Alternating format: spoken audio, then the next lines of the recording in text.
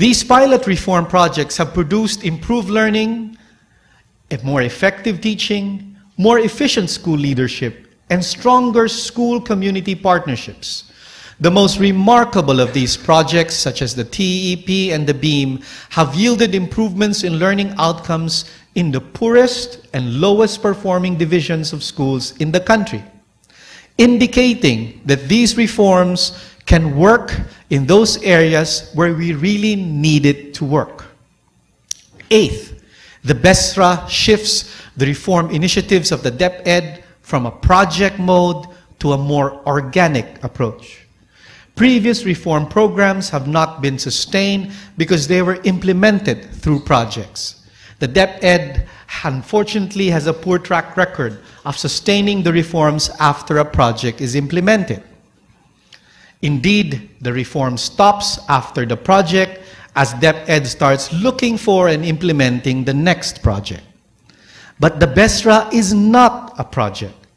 All the components of the BESRA are intended to be implemented within the DepEd's own programs and financial schemes. Thus, the reforms are being mainstreamed within the DepEd's regular systems and processes, which should ultimately also lead to improving the current processes and systems of the DepEd. Finally, the BESRA reforms are truly positive because BESRA is DepEd's reform initiative. It is not imposed by an external agency. It is not imposed by some foreign-assisted project.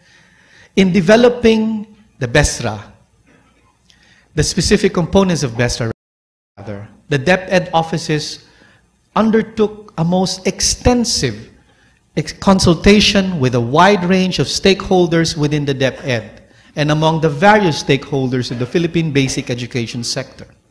It also took an unprecedented step of systematically integrating the positive features of all its previous reform projects and the successful reform programs of other stakeholders into a coherent package of reforms.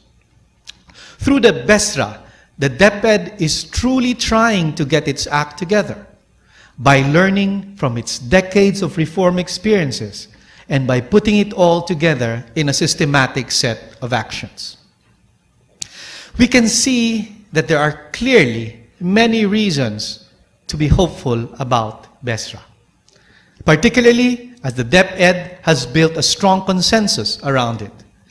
Presently, there are many advocates of BESRA on the ground, particularly among schools and divisions of schools who have experienced the benefit of similar reform initiatives in earlier projects.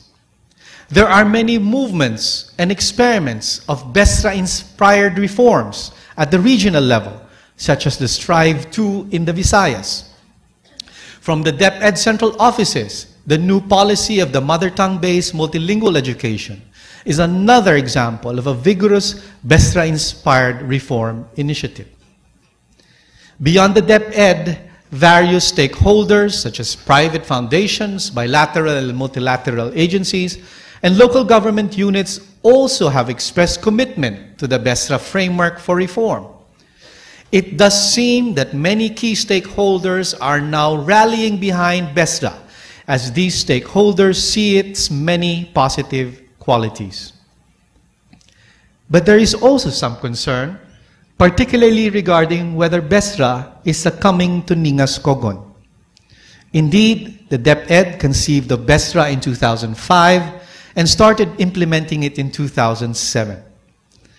3 years hence, there are now concerns about whether DepEd is truly determined to get it to work, or whether DepEd has the institutional wherewithal to make it work, or even whether DepEd is rolling out BESRA in the best way possible.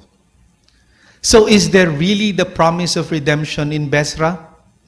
Or is BESRA yet another example of a plan for reform that will fail to transform Philippine basic education? I now call on my colleague Cynthia to help us address this important concern more systematically.